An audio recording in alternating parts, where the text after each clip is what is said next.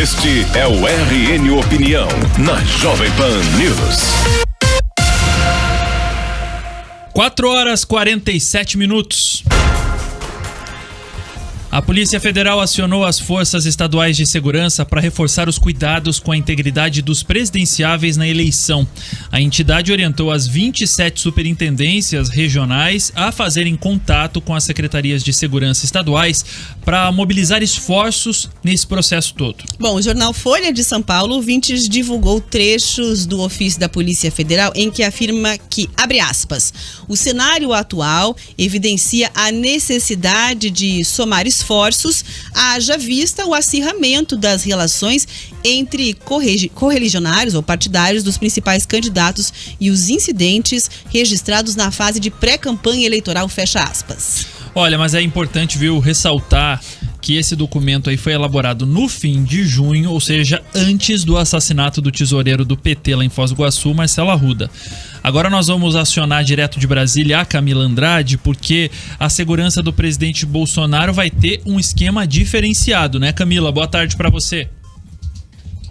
Boa tarde, Escola, para você e para todo mundo que está acompanhando o RIC Notícias Opinião. A Polícia Federal ela sempre foi responsável pela segurança dos candidatos à presidência, né? A exceção é sempre o presidente em exercício, no caso Jair Bolsonaro, que tem realmente um esquema especial do GSI, que é o Gabinete de Segurança Institucional. Esse trabalho ele normalmente se inicia, no caso da Polícia Federal, com o primeiro dia da campanha, que nessas eleições seria então em 16 de agosto. Mas por conta desse cenário que a gente já vem comentando aí, principalmente por conta desse caso de Foz do Iguaçu nos últimos dias, de acirramento, de aumento da tensão política, em especial entre bolsonaristas e lulistas, eles decidiram adiantar essa segurança e reforçar a segurança principalmente do principal candidato, que é Luiz Inácio Lula da Silva, ex-presidente e líder nas pesquisas.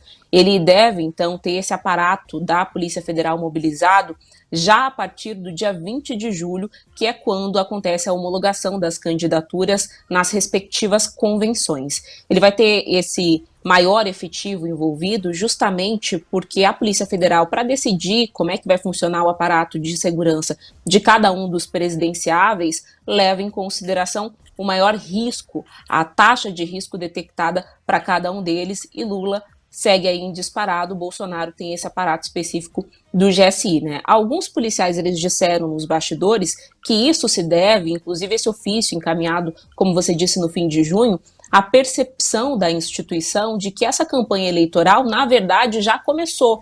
E cita como exemplo as motociatas feitas por Bolsonaro, né? E vamos também entender qual que é o contexto que a gente tem vivido. A gente viu recentemente no Japão um candidato ser morto em público enquanto discursava em meio a uma campanha. A gente tem um histórico aqui no Brasil em 2018. O presidente Jair Bolsonaro levou um tiro também durante um evento da sua campanha eleitoral. E nos últimos dias, nos últimos meses, principalmente o PT foi alvo de uma série de ataques, né? Desde aquele artefato com que seriam fezes ou um material similar com cheiro de fezes jogado sobre militantes que participavam de um evento, depois uma bomba. Então, só para a gente ter uma ideia, hoje, os dois principais candidatos, tanto Lula quanto Bolsonaro, têm participado de eventos públicos que não são ainda de campanha, mas que a gente sabe mobilizam justamente por conta da campanha das eleições de 2022, com coletes à prova de bala. E para comentar esse cenário, a gente ouviu a advogada especialista em direito eleitoral, a Sandra Ohani. Vamos acompanhar.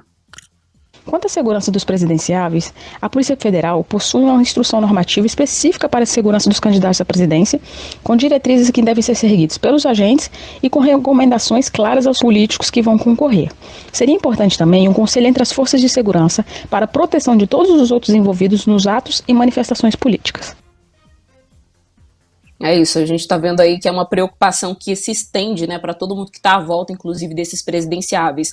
Mas só para a gente entender, então, na prática, o que isso significa, né? O reforço, ele prevê várias medidas. Uma delas é que os candidatos devem avisar com uma antecedência de pelo menos 48 horas cada uma das suas atividades, dos eventos políticos, justamente para permitir que esses agentes da Polícia Federal consigam fazer uma análise da periculosidade e, se necessário, até uma varredura nesses locais, nesses cenários onde esses eventos vão ser realizados. A Polícia Federal já confirmou que vai investir cerca de 32 milhões de reais. Boa parte desses recursos, na verdade, já foram investidos nesse esquema de proteção dos candidatos. A gente está falando, por exemplo, da compra de 71 veículos SUV e SUV blindados, também coletes e pastas balísticas que até então só eram usados pelo GSI, esse Gabinete de Segurança Institucional, além de uniformes e kits de pronto-socorros.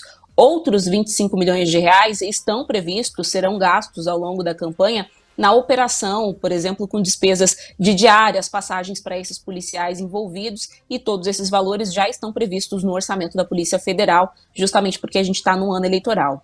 Os estados, né, no caso, vão entrar aí com a participação no serviço de inteligência. A Polícia Federal quer usar esse serviço de inteligência de cada um deles como uma força preventiva e ostensiva também quando necessário. Então a gente está falando tanto de polícia militar, mas também emprego de batedores, disponibilidade de corpos de bombeiro, além do apoio dos órgãos de trânsito. Um dos objetivos desse envio do documento lá no final de junho, antes mesmo desse caso de Foz do Iguaçu, é definir um responsável em cada estado para centralizar a comunicação rotineira durante o processo eleitoral, para que ela se dê de forma mais ágil. Ontem a gente já falou sobre esse pedido de 7 partidos ao Tribunal Superior Eleitoral para que a gente não tenha aí porte, né, posse de arma, porte no caso de arma, no dia específico das eleições, nos dias mais próximos do dia de votação especificamente, como já acontece com o álcool. Então existe uma preocupação generalizada dos partidos, dos candidatos e também de muitos militantes, né, para que a gente possa ter uma eleição